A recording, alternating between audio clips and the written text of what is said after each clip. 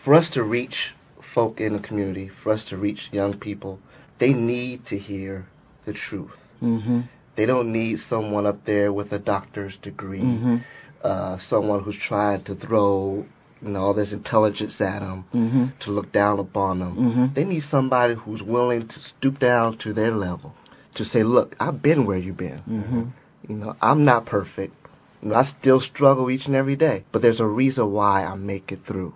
There's a reason why I still have joy. There's a reason why I'm still able to walk day in and day out. Yes. And if people are able to see the realness in you, they're able to see the Jesus in you. That's it. You can't feed them Jesus until they see him first. That's it. My God. That's it. So we need to really know and learn how to walk in truthfulness, in realness, in transparency, so that we can, after we have lived it out, then we can say, you know what? You want to live like me? You want to have this joy that I have? Let me tell you about this Jesus that you already have seen in me. They will be so more open to listen to what you're saying. That's right. Because they know that you're real. They know that you don't have an agenda with them. They know that every little word that you say is true because they have seen it lived out in your life. Yeah. Man. That's right. Doc, come on, man. It's anointed in this place today. They have made profound statements. I feel like young adults, youth, children, even a child can respect transparency more than they can something that's out of their league. Children are the most blunt people I know. Children will say things and you have to slap them on the hand, some of the stuff that they say. But they say what comes to mind. And what comes to mind with a lot of young preachers when it comes to why necessarily maybe a bad name has been put out for a lot of young preachers is because, like you said, what you're feeding to people, you will not eat. And you're not going to give me something that you're not about to eat. I've been at, in different situations where preachers have, young preachers, we're talking about our people, have come from other places and have preached the word however they felt that it needed to be preached. Brother Gordon and I were in a situation and there was a preacher who was preaching and he wasn't reaching anybody, and you could see the lack of connect. There was no connect. There was a disconnect from him in the audience. Come to find out it was his lifestyle that made the disconnect. When they got on Facebook, when they got on this, when they got on that, they were able to see the pictures in the club, see the pictures with the women, see this and that. Don't think people won't check you. Young adults won't check you as soon as they see you or hear your name. That's right. So you have to make sure. The Bible says what? They'll know we're Christians by our love, right? So unless you're exhibiting the love of Christ, the truth of Christ, the transparency in which Christ portrayed to everyone around him, they won't receive from you. This reminds me of the story of this cat that I know. He might tune in and listen. Brother Dwight, he goes to Mount Zion in Redwood City.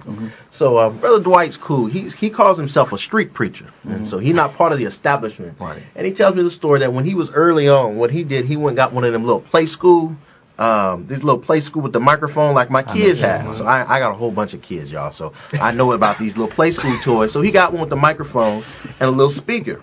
And he hung this little, and I'm not kidding, it's a toy, this play school microphone with the speaker around his neck.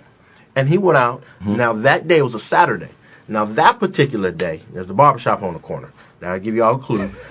There was some gangsters, and there was some drug dealers, and some dudes that was out there gambling and drinking. So, there was only one corner where wasn't nobody at. So, he took his play school recorder. He went and introduced himself to the gangbangers.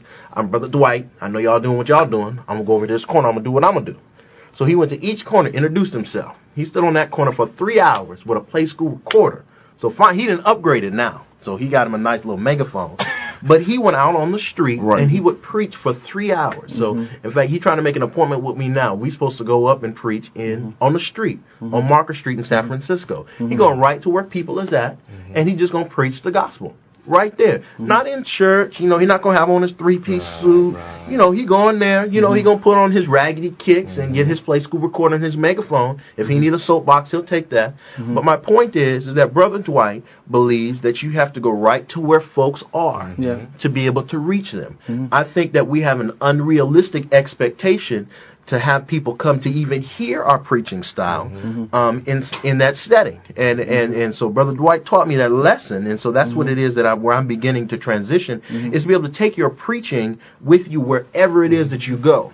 Because by the time we get to church, we've really moved beyond evangelizing the people. We're more in a setting where we're teaching and discipling them and being able to understand the difference between those two things. But I mean, if you just preaching, if you really going to preach to folk, we need to do like the deacons. And again, I'm going back to the book of Acts, you know, Philip, you know, get out there on the street and just start preaching to folk. And I mean, and that doesn't mean that you need to, you know, you have to shout or you have to be loud, but really just to go to where people are and to reach them.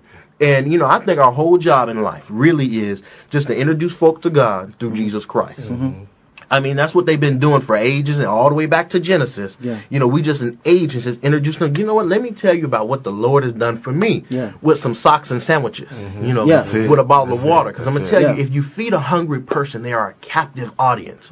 I mean, did not Jesus say the poor will be with you always? I think that was a clue that there's some folk for us to preach to. You know, there was another passage of scripture where he talks about he had compassion on the folk. And then from having compassion, that's when he sent his disciples into the crowd and they began to deal with them and minister to them. That's when the signs and the miracles came. So Jesus always looking at folk. He taught to them, but he started to feel for them and he started to meet their physical needs.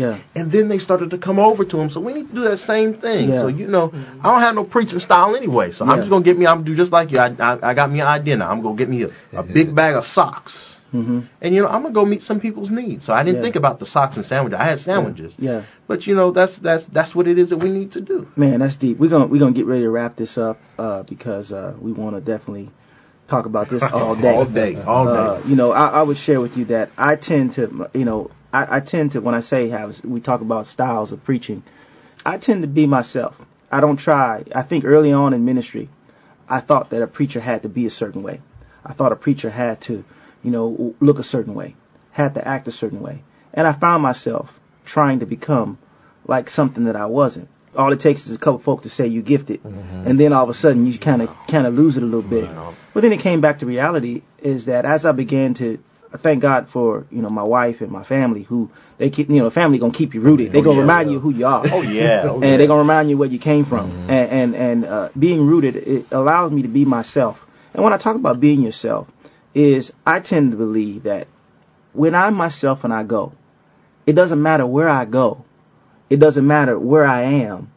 God will eventually come to the forefront and thrust me in the ministry. That's it. So it doesn't matter whether I'm at the mall, whether I'm any place. It seems like he will open it up some kind of way for you to have to be in a place of ministry.